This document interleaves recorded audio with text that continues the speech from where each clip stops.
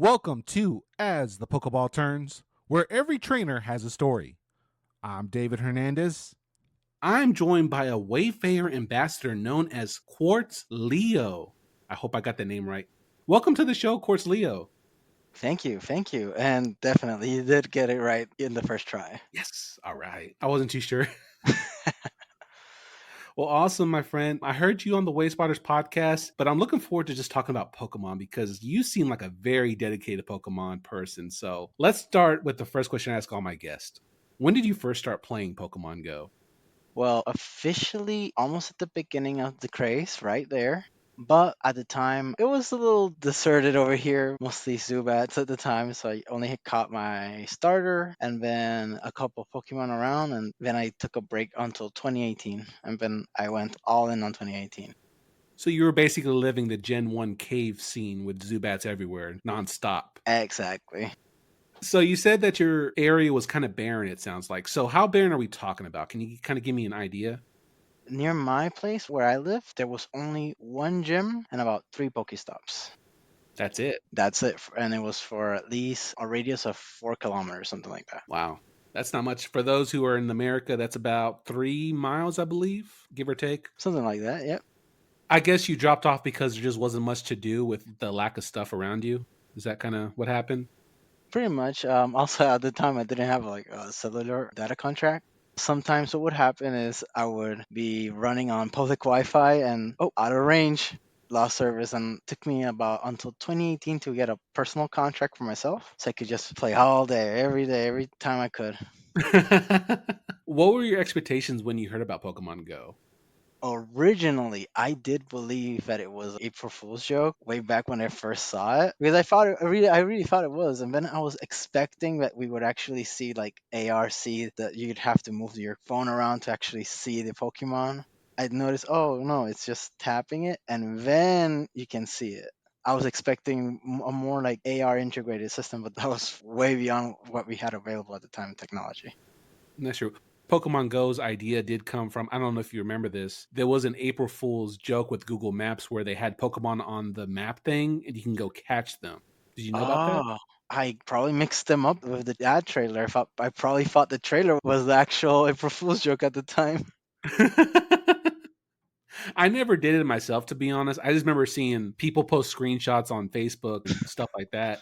And it would just be Google Maps and they just have like a Mew in the middle of a random street or whatever. And I think that's what eventually led to Wow. Pokemon Go. Oh, I didn't know at the time. I was just browsing YouTube at the time. No, that's fair. Do you have any familiarity with Pokemon before Pokemon Go? Yep. I've been playing way back since I was a kid.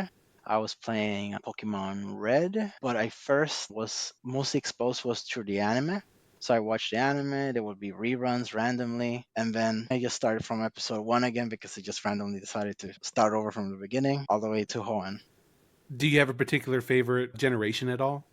Well, my favorite Pokemon is from Generation 2, Larvitar. However, my favorite generation is actually Hoenn. That's the one I love a lot.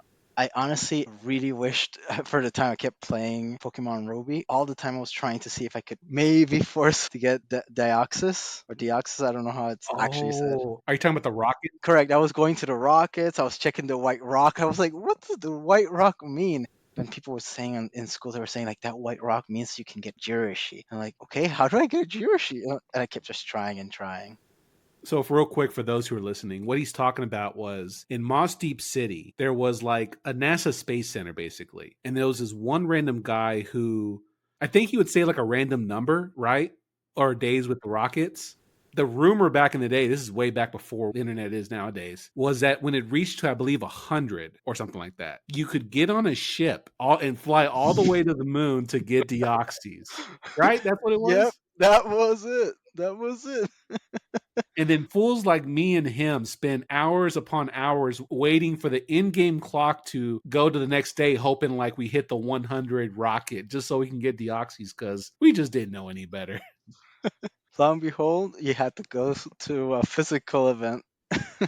Oh, yeah. This is when regionals were a thing. You couldn't Yeah, get it. So have you played Pokemon all the way through? Did you ever skip a generation at all?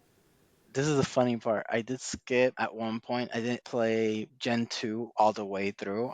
I stopped because it was not mine. Somebody lent it to me. And I did not play Gen 2 up until I was playing Generation 4. Then I went back and played Generation 2 and played it all the way in. Are you talking about with Heart Gold and Soul Silver, or you actually went back and played the original Gold and Silver? I went back and played the original Gold. Wow. Okay. That's some dedication right there. I would have just stuck with the remix. I did play the remix of FireRed a lot. Oh, really? How long was that? That was 959 hours with 59 minutes. 959. Wait, 959 hours and 59 minutes. Like actual 959? Actual 959, it just got locked there. It didn't move forward. So you played beyond that. That's That's the when highest it would go. that was the highest they would count. So what would you do on FireRed for 959 hours? I'm curious. So I had this thing from Generation 1 when I first played Pokemon Blue. Someone told me you didn't actually finish the game until your entire team was level 100. I had one team that was level 100, but it was only like Pokemon I was using every day just to gain coins. But then I eventually decided I'm going to shiny hunt. Oh And no. And then I decided I'm going to get every single item you can get from a Pokemon by catching it, checking the Pokemon's inventory. And if they were holding, let's say, Lucky Egg, but you could only get catching Shansies, then I kept going to the Safari Zone, catching Shansies, going to the Safari Zone, catching Shansies until I had at least 2 Lucky Eggs. And then I would level up the Pokemons until level 100. On FireRed, did you just do it on FireRed, or do you like trade to other games to kind of get that experience boost? I did have a couple of Pokemon that people traded over from Leaf Green and from Emerald. Somebody gave me some Pokemon from Coliseum to complete the Johto Dex. Did you actually complete the decks though for FireRed? Almost everything but Mew and Deoxys and Wow, that's crazy, dude. I felt very proud I had the badge, like, hey, you completed the Pokédex. Because even though you actually didn't get the mythical, it still counted when you went to speak with Professor Oak. And they would register, oh, you did this, you completed the Pokédex. And I went to Celadon City, where the Green Free people were. And also, I got the little certificate in game for it. You That was deserve because of it.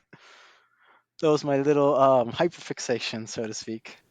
So here's the crazy part, because I played a lot of Gen 3, and I think the amount of time you put in a FireRed beats my entire combined time with all 5 games, Ruby, Sapphire, Emerald, Leaf Green, and FireRed, and Coliseum, and XD Gale of Darkness. I think. Wow.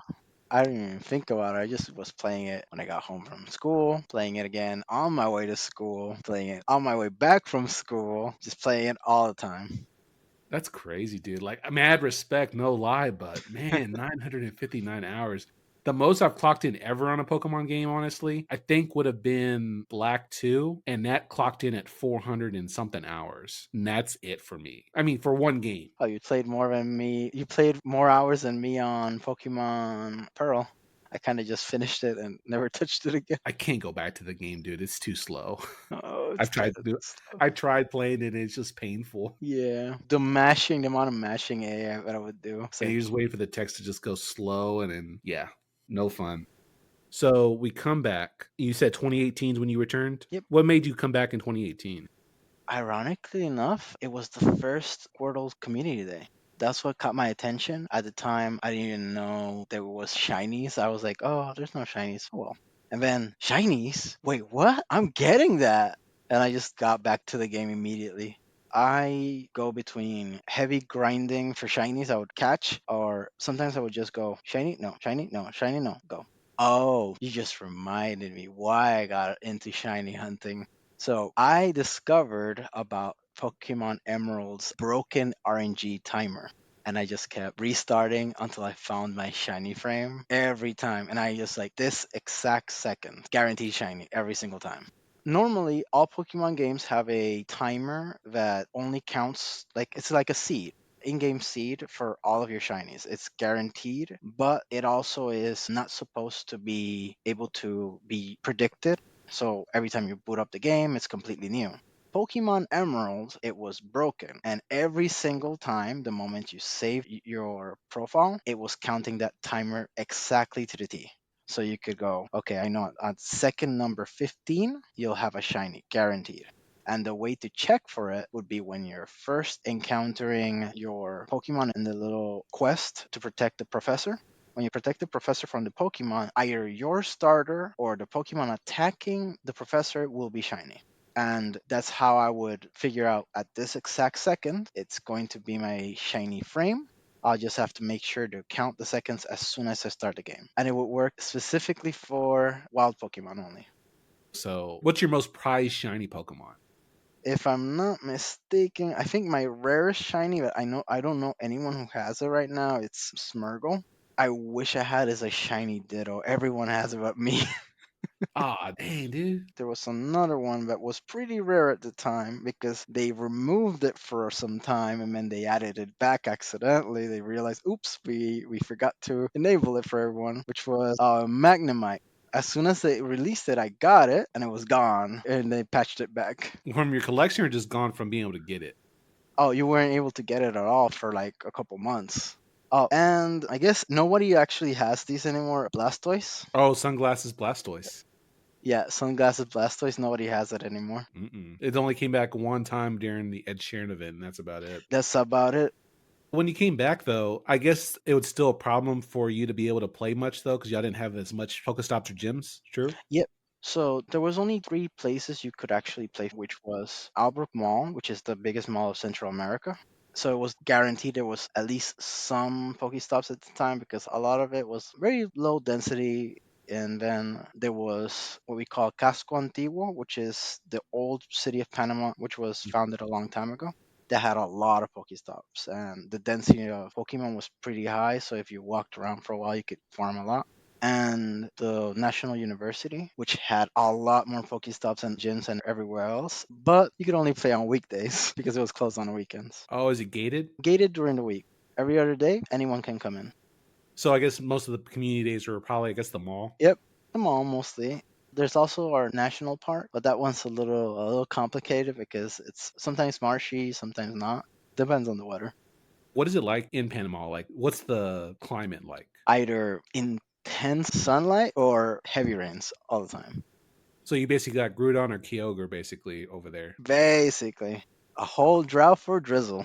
Oh my gosh, sounds like Texas in summer. Yep. So eventually, though, what helped you improve the area was you got involved into Wayfarer, right? Yep. I was thinking, well, a lot of the things around me are good potential Pokestops. They exist everywhere else. How come over here we don't have any? And I got into Wayfarer to try and boost everywhere else that I saw. If I saw a park on the way, new Pokestop for someone, even if I don't play there. How much have you improved your area since doing Wayfarer, like before and after? Like, give me an idea. Well, now there's about, let me see, 1, 2, 3, 4, 5, 6, 7 gyms, though they're always red. Wow. Okay. Is Valor pretty dominant over there? Not everywhere, it's just where I live for some reason. They're always dominant where I live. So, how difficult was it to get into Wayfarer? Because I know that it's very challenging. Like, it's not always clear.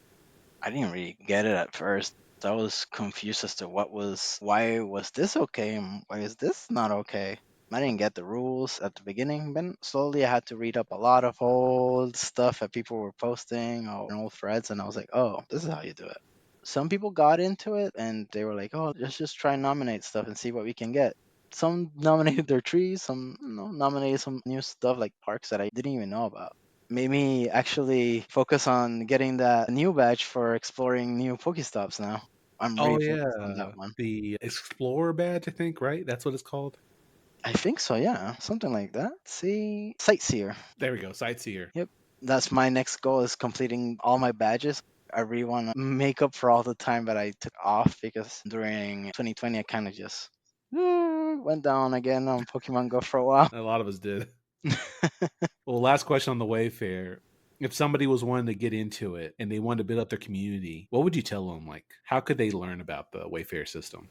My best suggestion when it comes to how to get into Wayfarer is actually just look what's being posted on Reddit or on the Wayfarer forums.